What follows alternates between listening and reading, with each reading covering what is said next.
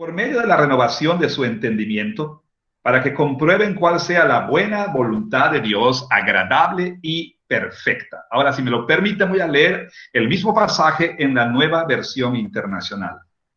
No se amolden al mundo actual. No se amolden al mundo actual, sino sean transformados mediante la renovación de su mente, así podrán comprobar cuál es la voluntad de Dios, buena, agradable y perfecta. Y el otro pasaje que quiero leer, si tienes una Biblia ahí contigo, se encuentra en Colosenses capítulo 2, versículo 8 hasta el versículo 10. Colosenses 2, del 8 al 10. De nueva cuenta, voy a leer primero en la versión Reina Valera 1960. Dice: miren que nadie les engañe por medio de filosofías y huecas sutilezas, según las tradiciones de los hombres, conforme a los rudimentos del mundo y no según Cristo. Y luego tenemos la Nueva Versión Internacional, la cual dice así: cuídense de que nadie los cautive con la vana y engañosa filosofía que sigue tradiciones humanas, la que va de acuerdo con los principios de este mundo y no conforme a Cristo. Voy a leer entonces los siguientes versículos. Voy a leer primero en la Reina Valera. Porque en él habita corporalmente toda la plenitud de la deidad, y ustedes están completos en él, que es la cabeza de todo principado y potestad. La NBI lo dice así: toda la plenitud de la divinidad habita en forma corporal en Cristo, y en él, que es la cabeza de todo poder y autoridad, ustedes han recibido esa plenitud. Amén. El Señor bendiga la lectura de su santísima palabra.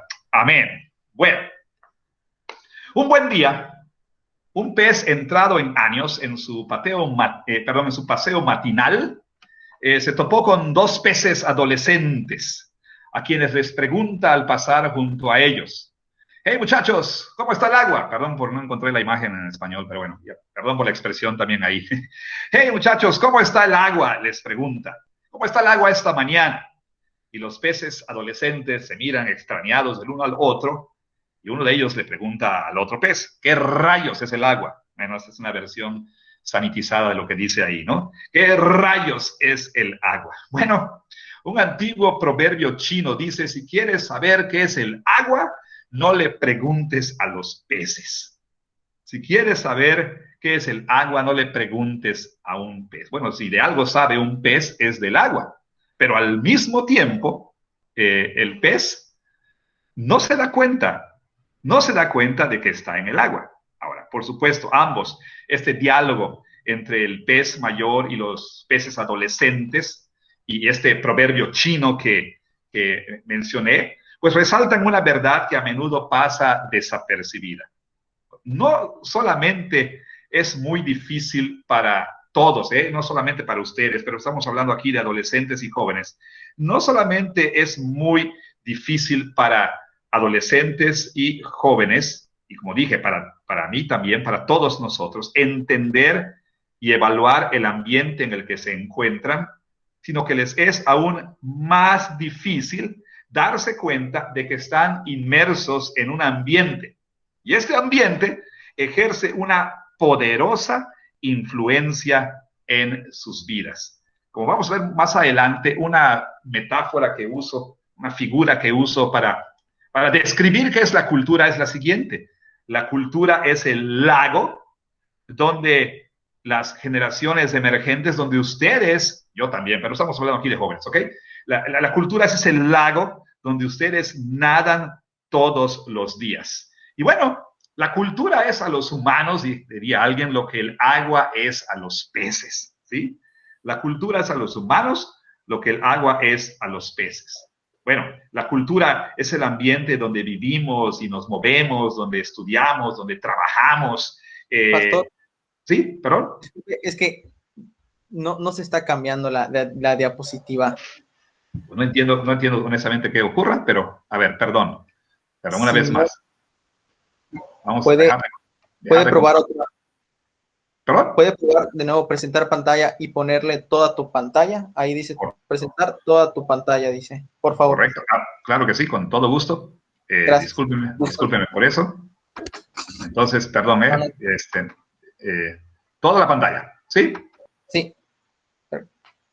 Ajá. por favor. A ver. No, no, no, no. Tiene que ser mi pantalla que selecciono la que tiene que ser.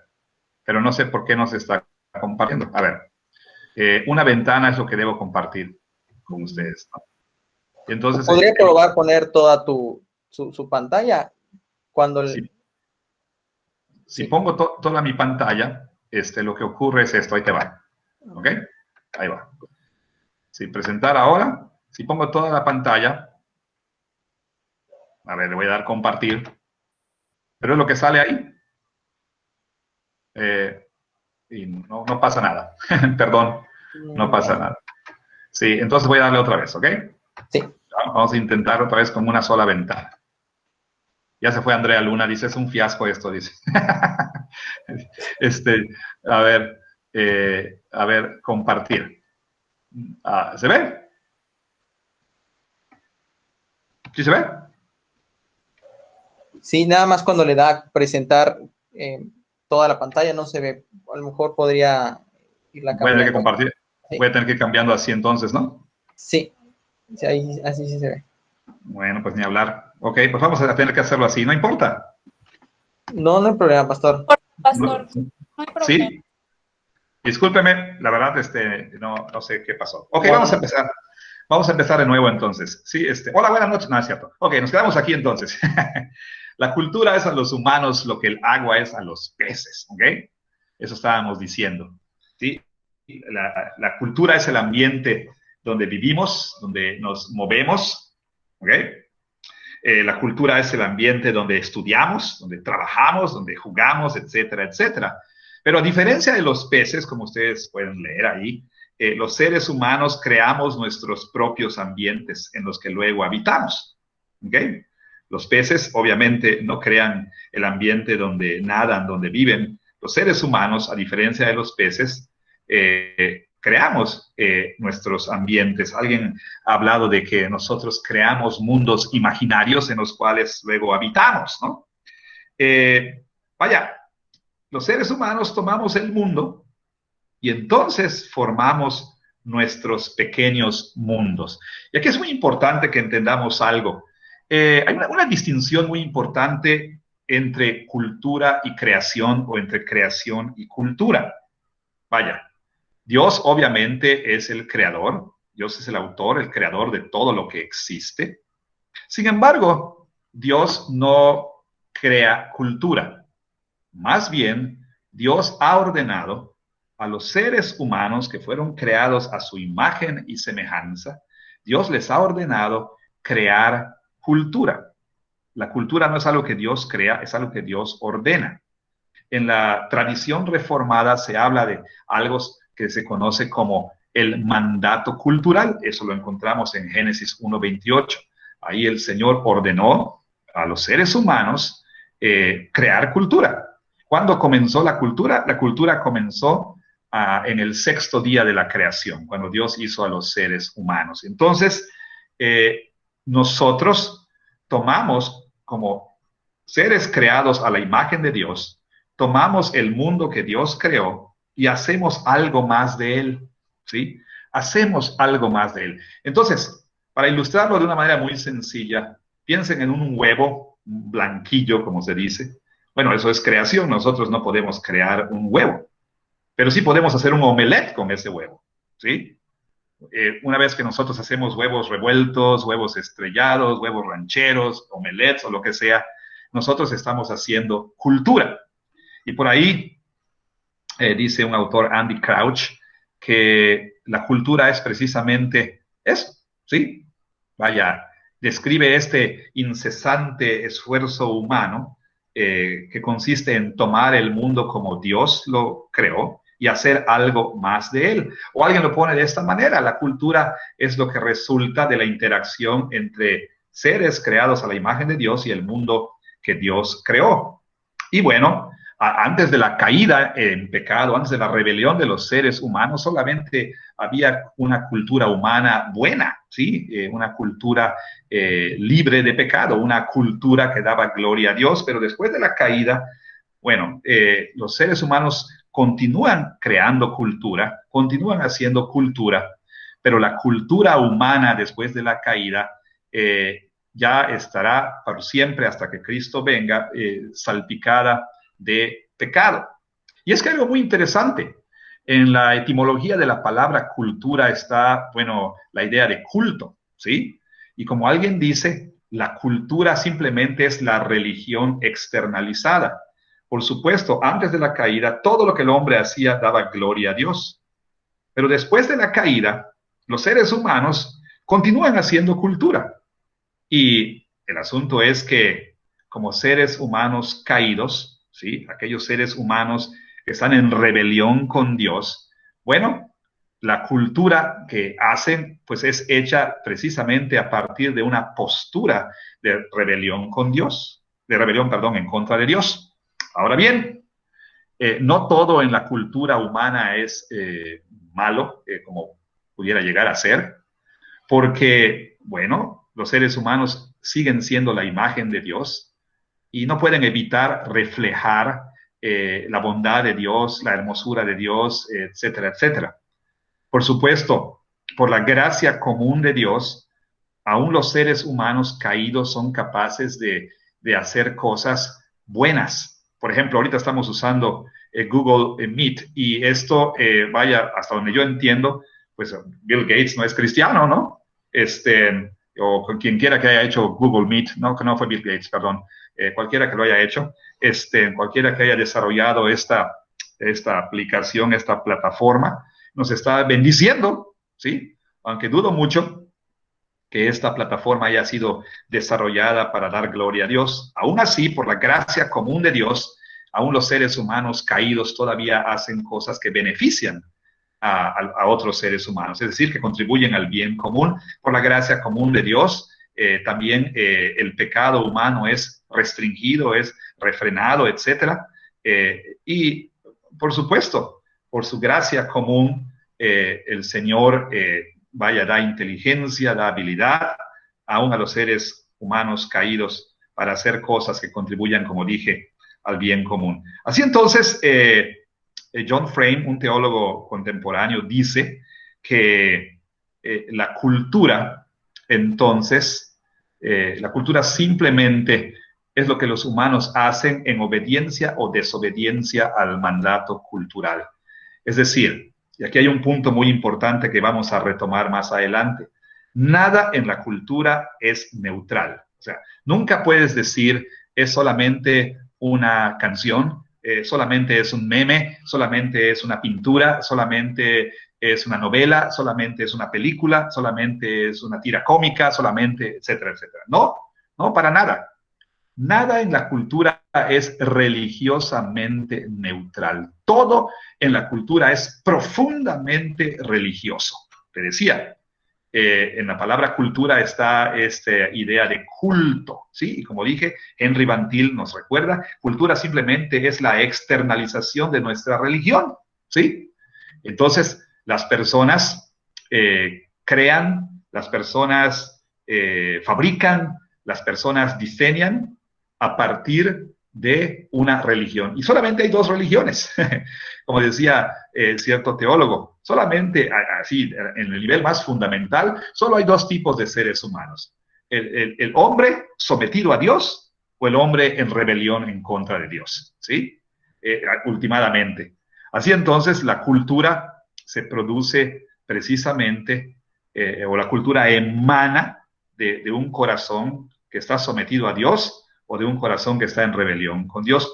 Ahora bien, una vez más, repito, la cultura es una bolsa mixta que contiene elementos buenos y elementos malos, ¿sí? Por la gracia común de Dios podemos encontrar verdad, belleza, orden, sabiduría, aún en los productos, aún en los artefactos, aún en las ideas, aún, bueno, para acabar pronto, en lo que el ser humano produce en términos de cultura. Bien, no quiero cansarles demasiado con estas cosas, pero simplemente quería yo que tengamos en cuenta esto. Ahora, como les decía, para entender entonces qué es la cultura, pues simplemente vamos a usar esta imagen, ¿sí? Vaya, no pude encontrar una mejor, pero imaginen que esto que ustedes están viendo es un lago, ¿ok? Ya les decía que la cultura es el lago donde los adolescentes y jóvenes nadan todos los días. Bueno, ahora voy a regresar a esta imagen un momento más. Ahí están ustedes inmersos todos los días. Y aquello en lo que estamos inmersos llega a ser la norma. Es muy importante, ¿sí? Que nosotros entendamos que la cultura no es algo con lo que nacemos, sino es algo en lo que nacemos, ¿sí? Sin embargo, como los peces, nuestros adolescentes y jóvenes, ustedes, por supuesto, vaya, están tan inmersos en la cultura en la que viven, que llegan a vivir sin estar conscientes de cómo la cultura les moldea, de cómo la cultura les moldea. En gran medida, inconscientemente, ustedes al estar inmersos, y cuando digo ustedes, por favor, entiendan que no estoy diciendo que yo soy inmune a estas cosas, pero bueno, para efectos de la plática, ¿ok? En gran medida, ustedes inconscientemente asimilan que ideas, valores, formas de pensar, patrones de conducta, rituales, etcétera, etcétera, etcétera, de la cultura en la que ustedes viven.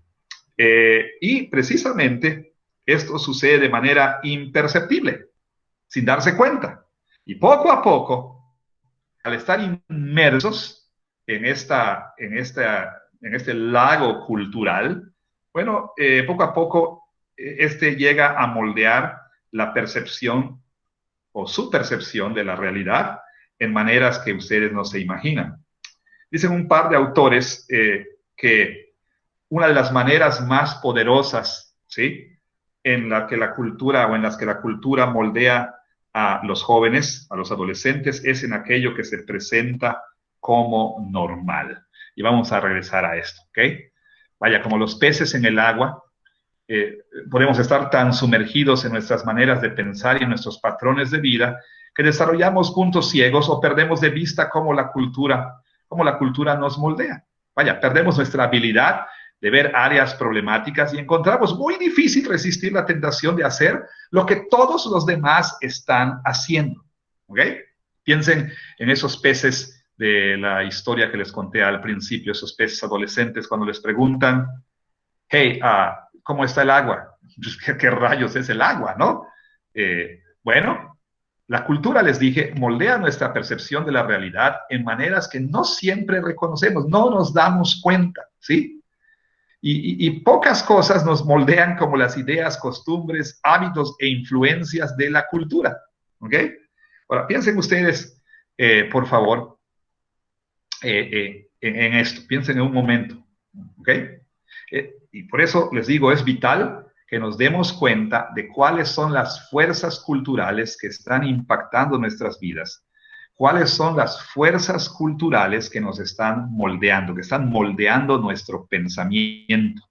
Bueno, antes de hablar de esa manera más poderosa en que la cultura nos moldea, permítame compartir brevemente un concepto que se conoce como imaginario social.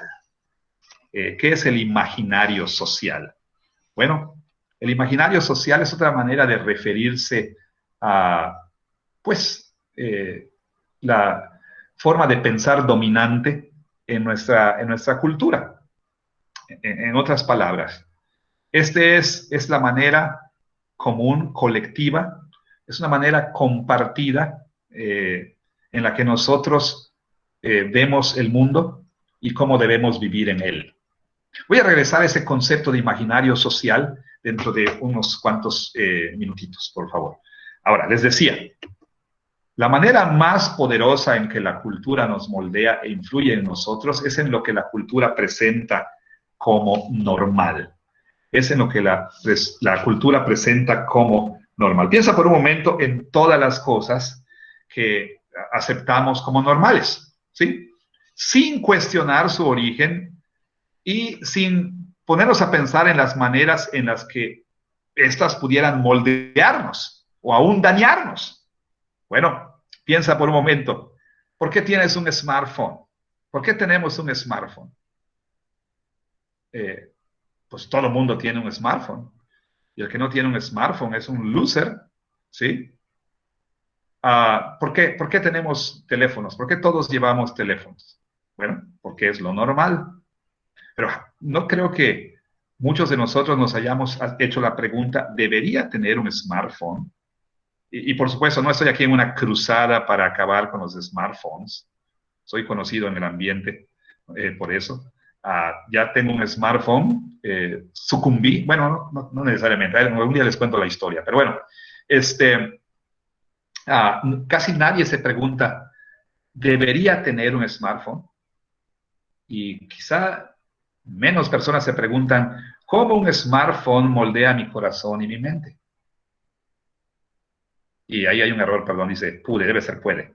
¿Puede un smartphone realmente dañarme en maneras serias?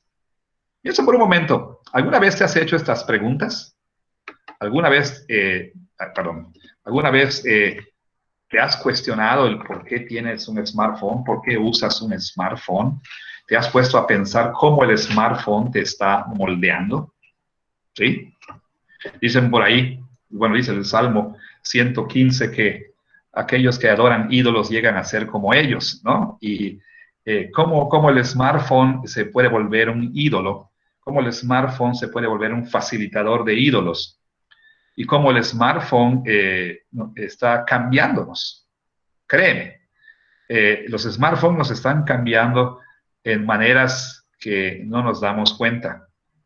En realidad, casi nadie se sienta a pensar en el daño que produce el uso excesivo de un smartphone. Bueno, te lo pongo de esta manera. Uno de los responsables de la creación del smartphone compartió en alguna ocasión que hay noches en que se despierta sudando frío, preguntándose a sí mismo, Dios mío, ¿qué hemos traído al mundo? Interesante, ¿no? Y la misma Madonna no permitía a sus hijas tener un smartphone. De hecho, creo que Bill Gates no permitía a sus hijos tener un smartphone hasta cierta edad, ¿no? Quizá ellos saben algo que nosotros no. Bueno, dicen por ahí que toda tecnología es biológica. ¿En qué sentido? En el sentido de que aunque no lo creamos, la tecnología cambia, modifica nuestros cerebros. ¿Sí? El uso de la tecnología modifica nuestros cerebros. Por otro lado, esto es una verdad y yo te animaría a que veas el documental en Netflix, creo que todavía está por ahí, The Social Dilemma. Bueno, estos teléfonos, estos dispositivos y por supuesto también las redes y demás fueron creadas, fueron diseñadas para crear adicción, por otro lado, se dice que toda tecnología es ecológica, es decir, como cuando se introduce una nueva especie en cierto ecosistema, pues esa especie que no era propia de esa región, pues viene a cambiar todo a su alrededor. Llámese un parásito, llámese un depredador, llámese lo que sea. Cuando se introduce una nueva especie, esa especie cambia todo el ecosistema. Y en ese sentido, la tecnología es ecológica. Piensa en cómo la tecnología, esta tecnología en particular, ha cambiado la manera en que nos relacionamos, ha cambiado la manera en que iniciamos o terminamos relaciones románticas, ¿no? Ha cambiado también, por supuesto, la dinámica familiar. Antes, en mis tiempos, aquí voy a hablar como viejito, ¿no? En mis tiempos nos sentábamos todos a ver la televisión, había solamente una tele, la cual compartíamos todos, y era un evento familiar. Ahora todo el mundo está en su propia pantalla viendo, pues, cada 5 segundos cambiando de sitio, cambiando de plataforma, etcétera, etcétera. Pero bueno, ahora, ¿puede un smartphone dañarme en maneras serias? Por supuesto que sí, pero es otra historia, aunque no parezca. Nada más menciono esto, porque sencillamente nosotros hacemos muchas cosas sin pensar, adoptamos muchas cosas sin pensar, nos adaptamos, nos amoldamos sin pensar, sin reflexionar, y esto es el producto de que al estar nadando en ese lago de la cultura, poco a poco, nosotros vamos entonces asimilando aquello que la cultura dice es normal. Y como dice C.S. Lewis, las ideas más peligrosas, ¿sí?, en la sociedad no son las que se discuten, sino las que se asumen. Las ideas más peligrosas en una sociedad no las que están siendo discutidas, no, las que ya se asumen. las que se dan por sentadas, aquellas que nadie discute, aquellas que ni siquiera pensamos en ellas, sino que es algo así como un reflejo, como algo tan ordinario, tan común, que lo hacemos sin pensar. Bueno, y puesto que ustedes nadan todos los días en el lago de la cultura, pues las ideas, valores, creencias, hábitos y patrones de la cultura llegan a asumirse como normales. Bueno, pero ¿en qué maneras la cultura puede dañarnos? Déjame hablarte de Tanner Wall. Tanner Wall era un jovencito de 13 años, quien enfermó repentinamente después de haber nadado junto con su familia en un lago del norte de Florida. Bueno, sus padres le trasladaron urgentemente al hospital comunitario de Putnam, en donde fue diagnosticado con faringitis estreptocócica. Faringitis estreptocócica. Bueno, sin embargo, la condición de Tanner agravó velozmente al punto de requerir soporte vital, por lo que sus desesperados padres lo trasladaron a otro hospital donde los médicos finalmente les dieron un terrible diagnóstico: meningoencefalitis amebiana primaria, o PAM por sus siglas en inglés. Ahora, esta es una infección producida por la ameba parasitaria Naegleria fowleri. Se las presento aquí. Naegleria fowleri. Naegleria se escribe fowleri con W, conocida coloquialmente como la bacteria come cerebros. Como la bacteria come cerebros. Y esta bacteria habita en los sedimentos depositados en el fondo de lagos y otros cuerpos de agua dulce templada. Y bueno, ahí en los sedimentos donde habita normalmente se alimenta. Pero cuando esos sedimentos se revuelven, como cuando personas entran al lago y empiezan a nadar, etc., la ameba se mueve libremente, por supuesto, en el agua, y como consecuencia entonces la ameba puede ser inhalada, ¿sí? Puede ser inhalada por alguien que esté nadando en esas aguas. Y una vez en la nariz, ¿qué es lo que hace esta bacteria? Bueno, este microorganismo invade los nervios olfatorios y migra ¿hacia dónde? Migra hacia el cerebro, ¿sí? Y una vez que está ahí en el cerebro, se alimenta de las células nerviosas hasta causar la muerte en un promedio de 5 días. Bueno, si bien la enfermedad es clasificada como extremadamente rara, la posibilidad de contraer esta enfermedad siempre estará latente, principalmente para aquellos que nadan en lagos o en otros cuerpos de agua dulce. Ahora, como mencionamos hace un momento, la cultura es el lago en el que ustedes nadan todos los días. Y aunque este lago puede parecer hermoso y atractivo, al mismo tiempo, no todo, ¿verdad? Pero al mismo tiempo contiene muchos elementos nocivos para ustedes, ya que una de las realidades con respecto a los lagos que hay que tomar en cuenta es que en los lagos, como dije, voy a regresar a esta ilustración rápidamente, perdón aquí por hacerlo de esta manera, en ellos desembocan ríos y corrientes de agua que vierten toda clase de contaminantes como basura, residuos industriales tóxicos, heces fecales, que a menudo contienen ¿qué? Contienen bacterias y parásitos muy, pero muy nocivos y muy peligrosos para la salud. Entonces, de manera similar al lago de la cultura, en el que ustedes nadan todos los días, en el que ustedes disfrutan, estudian, etcétera, a ese lago desembocan corrientes culturales que arrastran y vierten toda clase de contaminantes como ideas, filosofías, ideologías, valores y creencias que son absorbidos de manera imperceptible, ¿sí? De manera imperceptible. Bueno, a este lago desembocan corrientes como secularismo, marxismo, posmodernismo, relativismo, paganismo, etcétera, etcétera, etcétera, etcétera. Bueno, así que nosotros, o bueno, todos, ¿verdad? Pero estamos hablando aquí de ustedes en esta noche. Ustedes también corren el peligro de, al estar en este lago cultural, de inhalar y de introducir a su mente y corazón toda clase de potenciales peligros, ¿sí? Obviamente no van a comerse el cerebro como en el caso de la bacteria come cerebros, pero sí van a moldear tu manera de pensar, tu manera de pensar. Ahora bien, ¿de qué está hecha la cultura? Bueno, la cultura está hecha de ideas, ¿sí?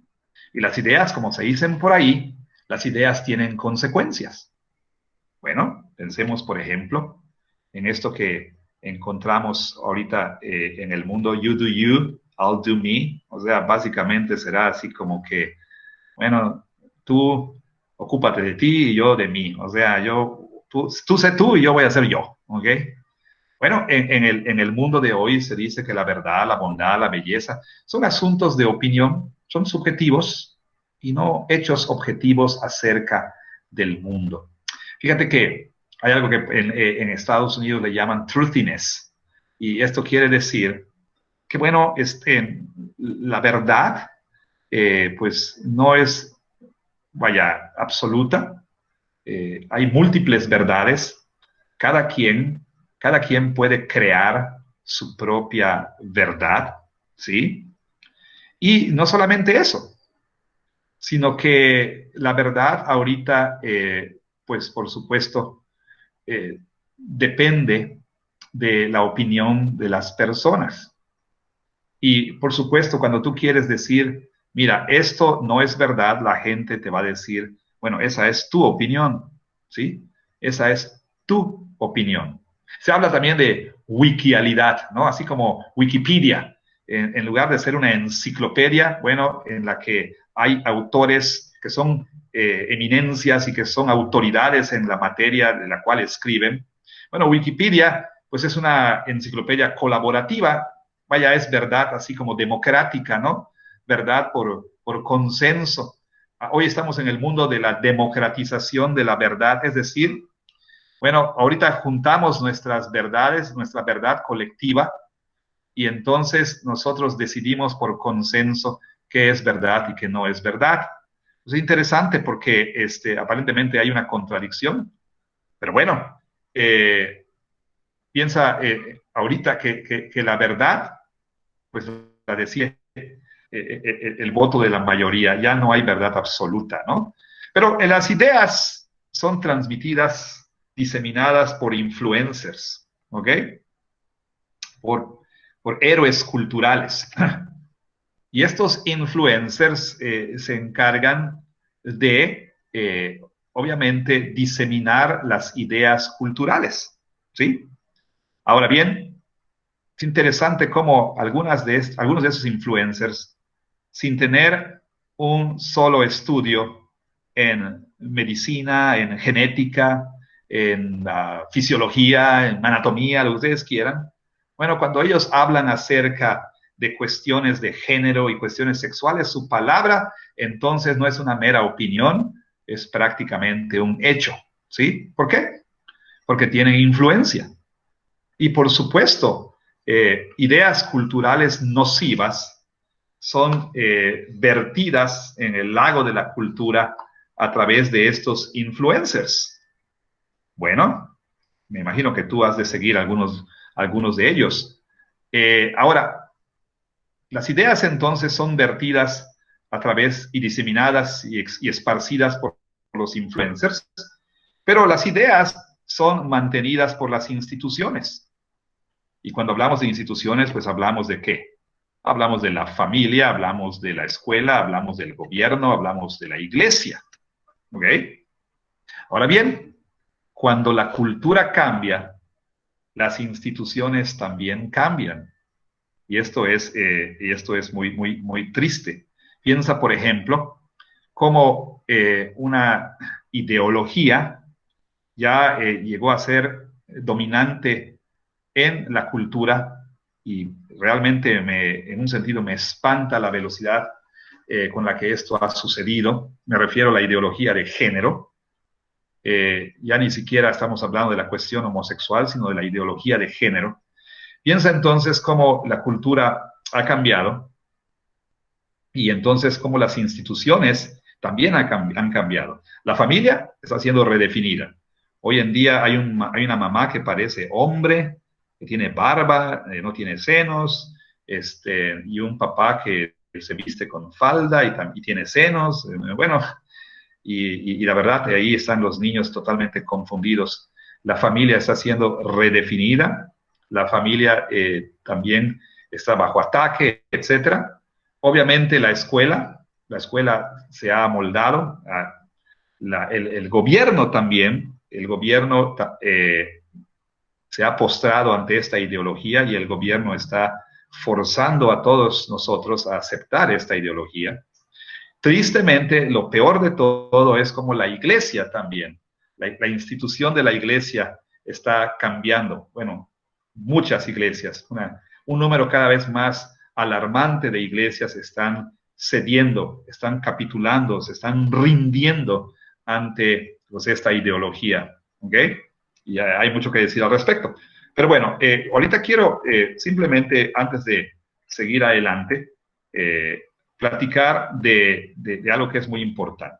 Fíjate que una de las cuestiones, ¿sí? Hablando de cómo la cultura influye, ¿sí? De cómo la cultura influye, cómo la cultura nos moldea. Pudiéramos mencionar muchísimos ejemplos, pero me voy a centrar en uno de ellos esta noche, en el tiempo que me queda aquí. Una de las tareas primarias del proceso que seguimos en la llamada adolescencia es la formación de identidad, ¿sí? Vaya, todos nosotros luchamos con preguntas sumamente importantes. 3 quizás son las principales con las que luchan los adolescentes y los jóvenes. ¿Quién soy? ¿Para qué estoy aquí? ¿Y dónde pertenezco? En otras palabras, está la cuestión de identidad. Está la cuestión también de ¿qué? Está la cuestión de propósito y está la cuestión de pertenencia. Hablemos de una de estas. Hablemos de la pregunta ¿quién soy? ¿Sí? ¿Quién soy? Quizá tú has escuchado mensajes como estos, ¿sí? Acuérdate que en la cultura encontramos ideas, ¿sí? Tú sé tú. Sigue tu corazón. Sé veraz a quien tú eres.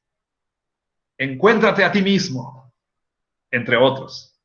Estoy seguro que has oído esto una y otra y otra y otra vez. Y esas son solamente algunas de las ideas que encontramos en el lago de la cultura en el que estás nadando todos los días.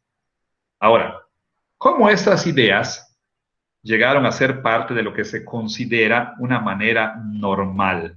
O lo que es más, peor aún, aquello que se considera como la forma correcta de pensar. Bueno, es útil pensar entonces en el lago de la cultura en términos de lo que el filósofo canadiense Charles Taylor llama el imaginario social.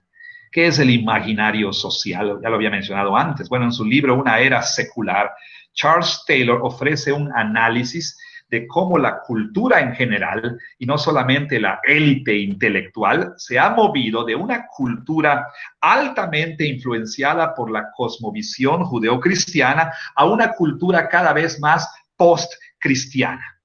Y en ese libro, Taylor usa el término imaginario social para explicar cómo las teorías desarrolladas por las élites, ¿sí?, académicas y sociales y culturales, cómo esas ideas se relacionan con la forma de pensar de las personas ordinarias, tu forma de pensar, la forma de pensar de personas como tú y como yo, ¿sí?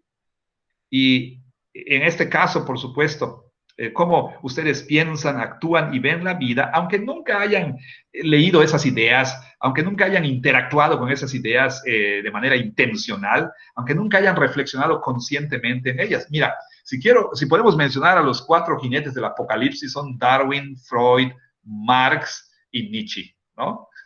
Bueno, y combinaciones y permutaciones de sus ideas. Lo que hoy tenemos por ahí con respecto a la cuestión de sexualidad y a la cuestión de género, pues es el fruto de la unión del marxismo con el freudianismo. Vaya, es impresionante. Y estas ideas las encontramos, pues no, digo, ninguno de ustedes dice, oh, no es que Freud decía que, o Michel Foucault. No, para nada, ¿no? Es que el imaginario social, como lo define Charles Taylor, es el entendimiento común o colectivo que hace posible prácticas comunes y un sentido de legitimidad ampliamente compartido. O sea, en otras palabras, el imaginario social es un entendimiento colectivo de cómo el mundo debe ser y cómo debemos vivir en él. En cierto sentido, esto es lo que se conoce como el espíritu de una época, o lo que Pablo dice aquí en Romanos 12, no se amolden al mundo actual, al eón, dice ahí en griego, al mundo actual, al sistema de valores, de pensamientos, de ideas, ¿sí? De este mundo caído actual. Bueno, así entonces, como lo nota alguien, el imaginario social es un concepto muy útil. ¿Por qué? Porque toma en cuenta la manera en que pensamos acerca de muchas cosas. Y esto no se basa en una creencia autoconsciente, en alguna teoría en particular acerca del mundo con la que estás comprometido. No, más bien el imaginario social tiene que ver con una manera más intuitiva de vivir. ¿Qué quiere decir esto? Por ejemplo, al afirmar, tú sé tú, o sé verás contigo mismo, pues no es tanto un asunto de un compromiso consciente con las ideas filosóficas de alguien, sino de aquello que intuitivamente parece lo correcto. ¿Y por qué parece lo correcto? Sencillamente porque esto es parte del entendimiento colectivo que hace posible que esas ideas y otras más pues formen parte de lo que se considera la manera correcta, legítima y normal de pensar en esta cultura. ¿Ok? Permítame explicarlo de esta manera. ¿Ok? Quizá nunca hayas escuchado un término que voy a mencionar, el término individualismo expresivo. Individualismo expresivo. ¿Ok?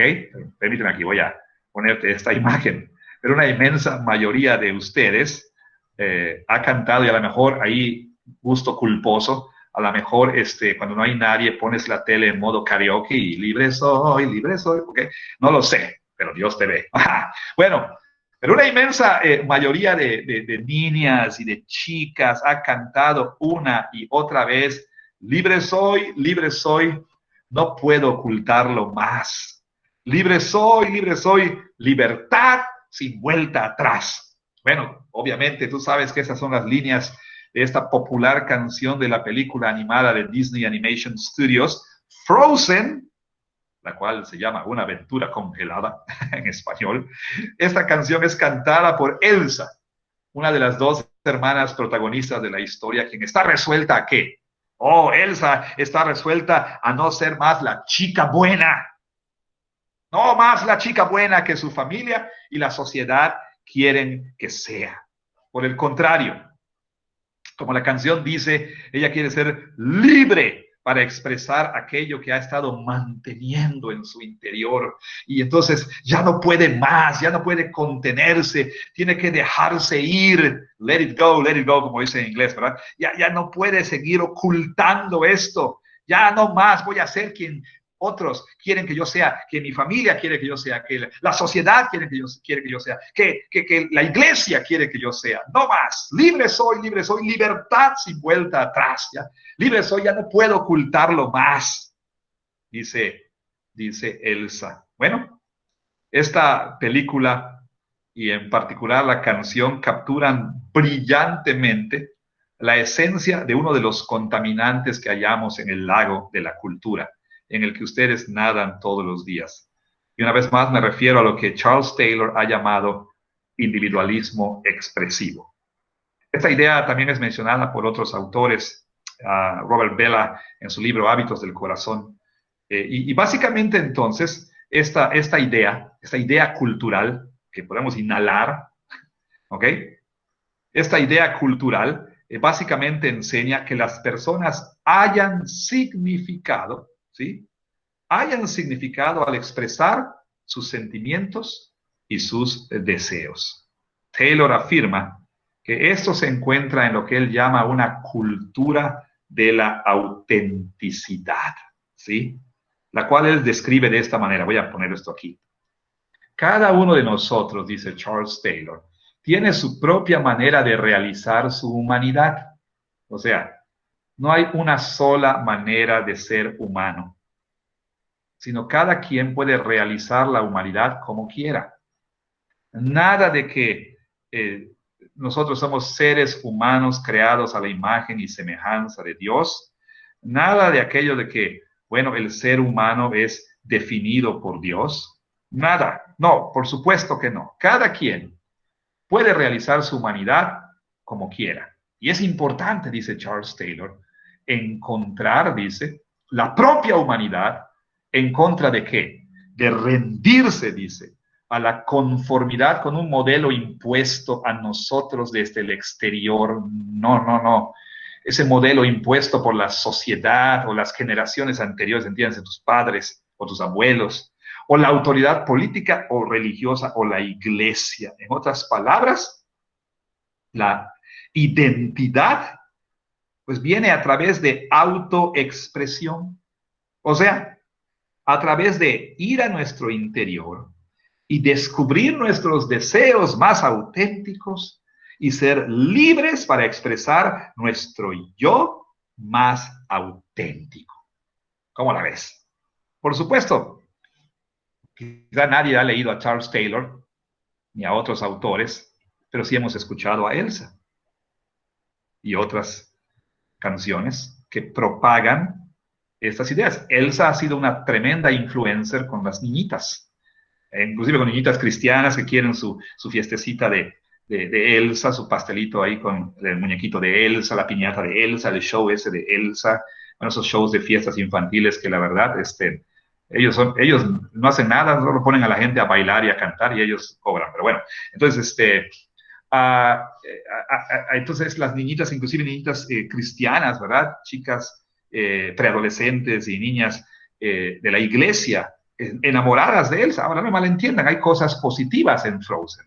El amor sacrificial de Anna por su hermana Elsa, entre otras cosas, pero bueno, así que, fíjense, los adolescentes y jóvenes están inmersos entonces en un lago cultural en el que el valor más grande ha llegado a ser ¿qué?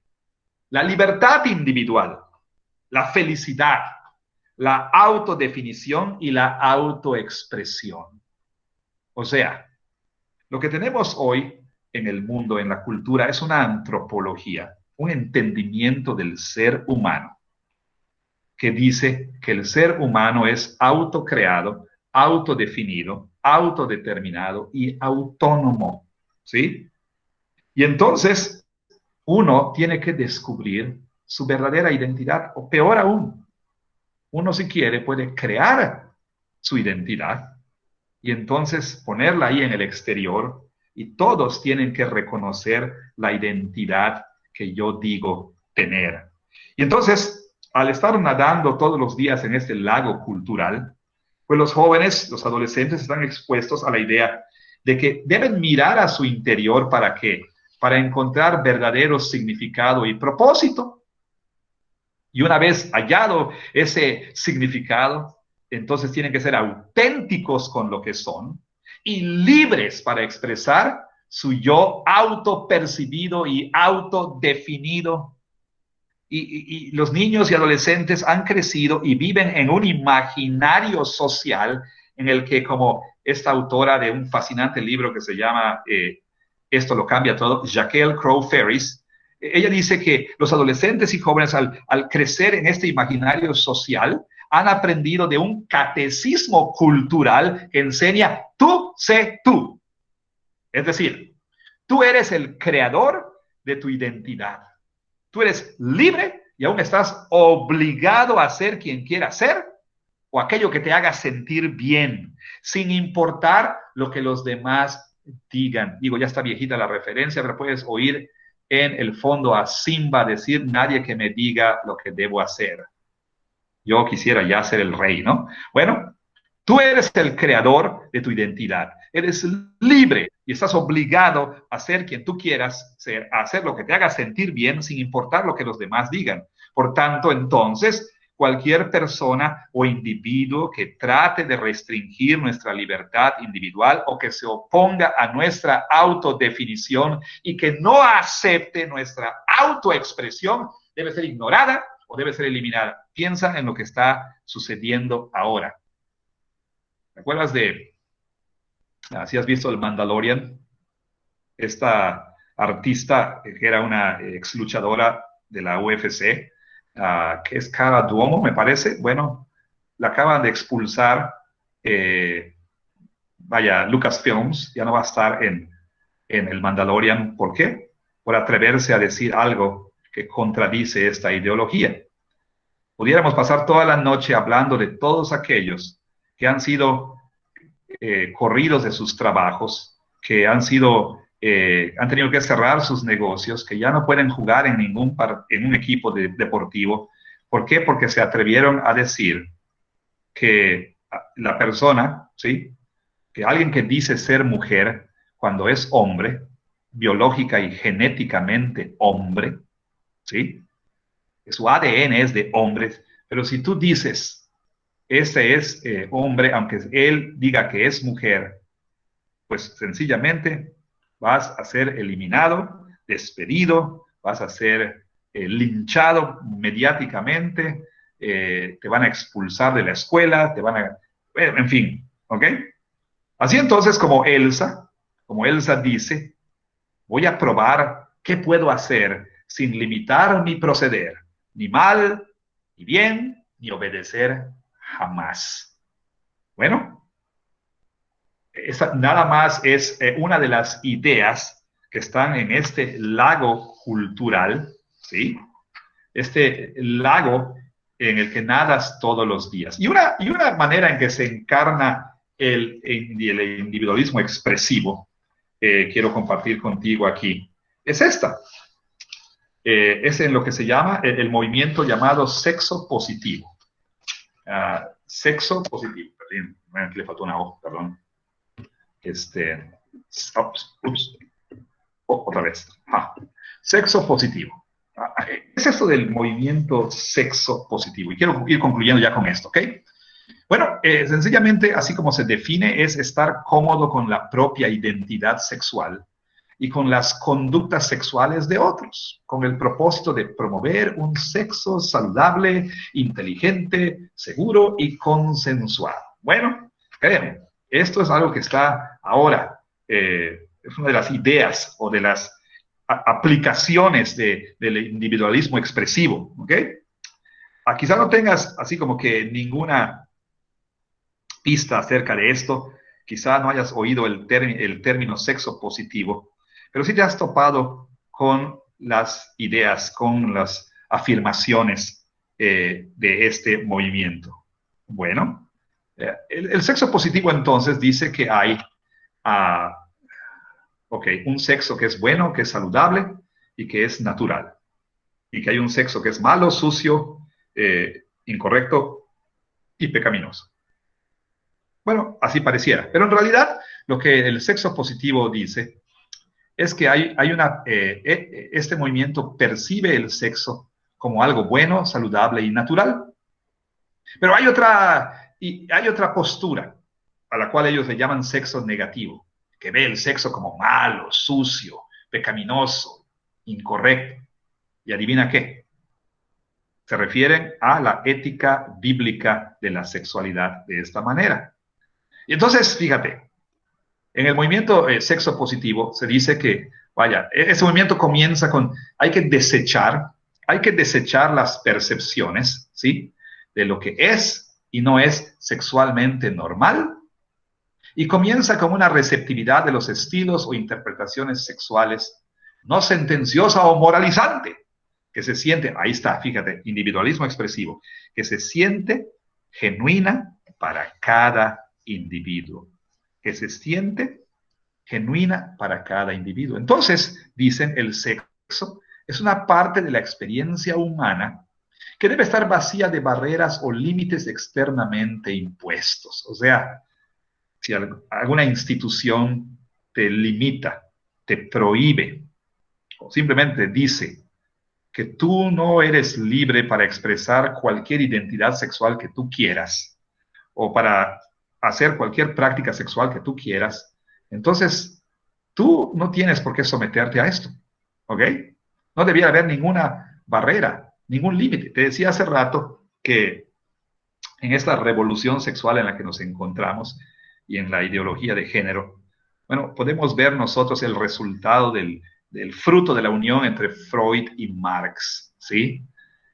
Pues Freud hablaba en pocas palabras de que la sociedad pues tendía a maniatar, a restringir la sexualidad, y Marx con sus ideas emancipacionistas, es decir, pues hay que liberarnos de esas barreras, de esos límites. Y créeme, hay unos filósofos que son muy influyentes ahora, que precisamente lo que hacen en su filosofía es una fusión de las ideas freudianas y marxistas.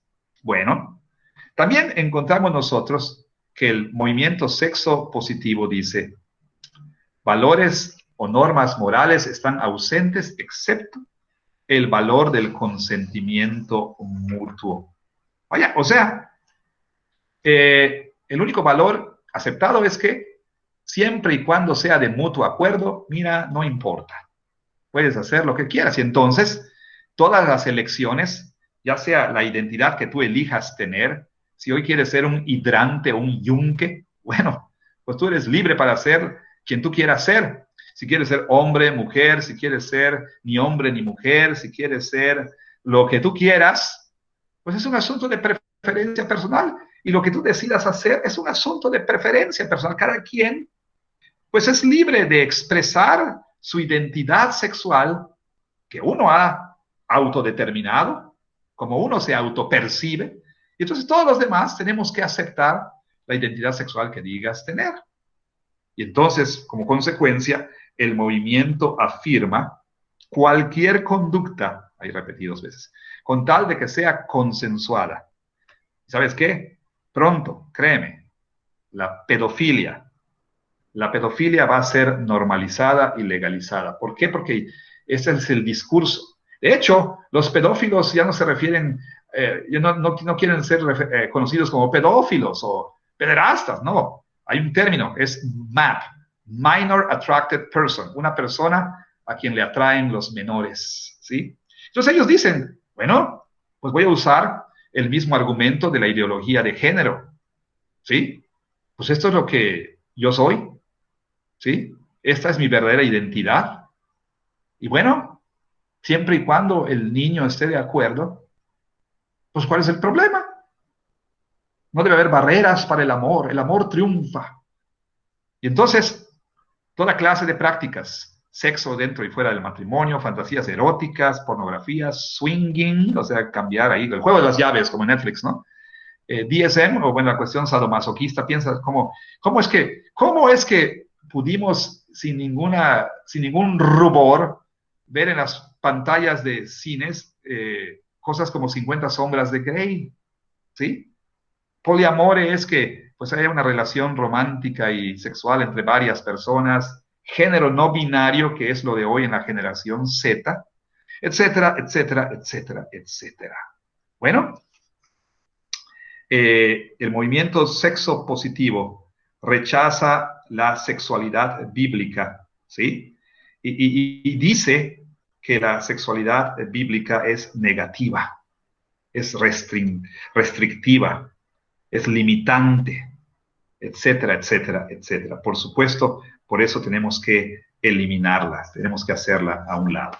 Y bueno, pudiéramos hablar mucho, mucho más acerca de esto, pero solamente quería mencionar un ejemplo de cómo entonces las ideas van teniendo consecuencias. Y bueno, quisiera llegar a una conclusión. Y empezamos leyendo Romanos 12:2. Ok, tú estás inmerso en este lago, es imposible. Es imposible que tú puedas escapar de la cultura. No hay ningún sitio en el mundo que sea, no hay ninguna zona libre de cultura. La cultura es ineludible, es inescapable, por supuesto. Y nosotros habitamos en una cultura caída, en la cual hay elementos buenos, sí, por la gracia común de Dios, porque el ser humano sigue siendo la imagen de Dios. Pero también hay elementos buenos por la presencia de los cristianos en el mundo. Nosotros somos la sal de la tierra y como sal impedimos que la cultura pues siga decayendo, que la cultura, que el mundo siga pudriéndose. Y eso tiene implicaciones para ti, por ejemplo, con respecto a tu llamado en la vida, ¿sí? Nosotros debiéramos penetrar todas las esferas, todas las áreas de la cultura para ser un agente de preservación, para evitar que se siga corrompiendo, para que siga decayendo.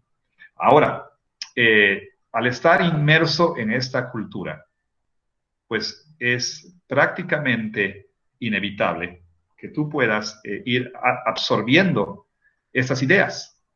Ahora bien, el apóstol Pablo nos dice que como creyentes, nosotros debiéramos evitar amoldarnos, conformarnos, adaptarnos a este eón, al espíritu de la época, al imaginario social de nuestra época.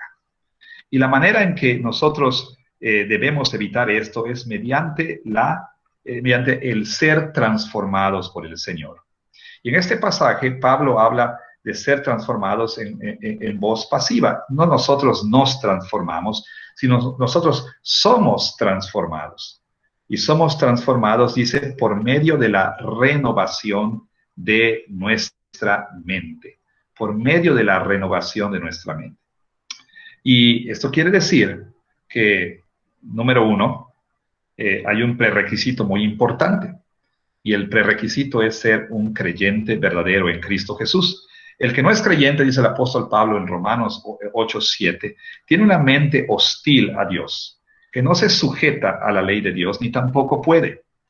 Y entonces, esta es una persona que activamente, a veces más abiertamente que otras, bueno, activamente se va a oponer a lo que Dios dice.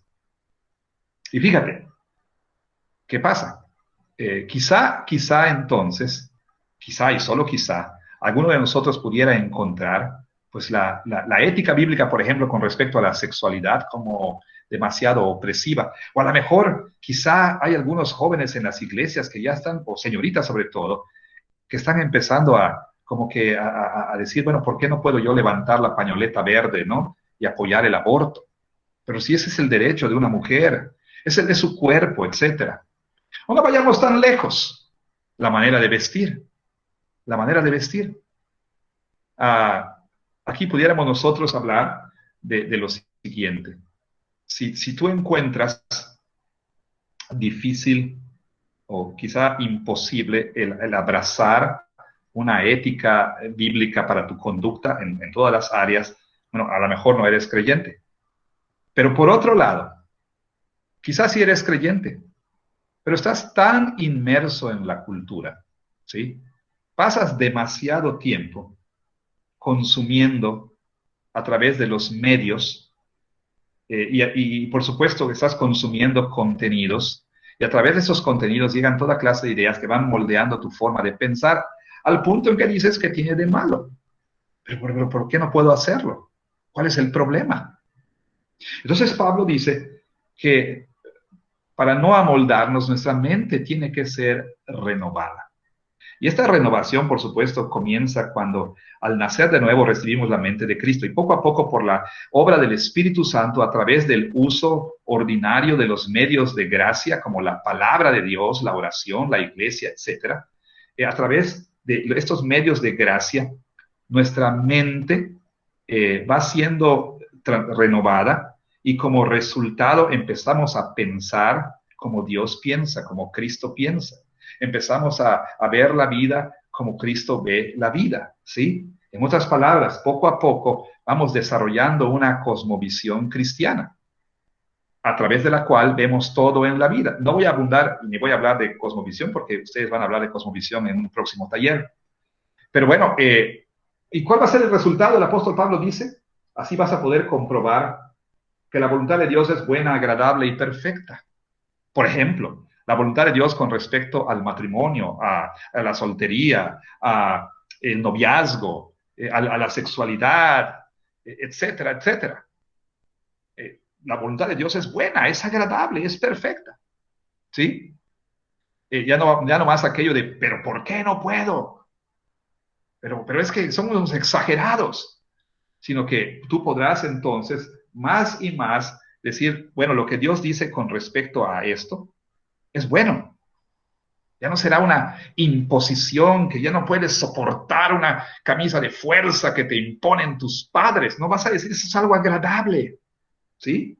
Es algo agradable y la voluntad de Dios es perfecta. Pero esto será la consecuencia de que tú vayas siendo transformado por medio de la renovación de tu mente. Ahora dime una cosa, si pasas un promedio de 10 horas con 45 minutos en los medios y 0 minutos o 2 minutos o 1 hora a la semana escuchando la palabra de Dios nada más, pues obviamente que te vas a ir amoldando cada vez más a la manera de ser o a las formas de esta presente era. Necesitas como creyente, necesitas pasar más tiempo en la palabra, ¿sí? Para que la palabra de Dios vaya moldeando tu manera de pensar, para que entonces veas la vida a través de una cosmovisión cristiana y para que tu conducta esté en conformidad con la voluntad de Dios. Y esto será agradable para ti, porque será algo bueno y perfecto.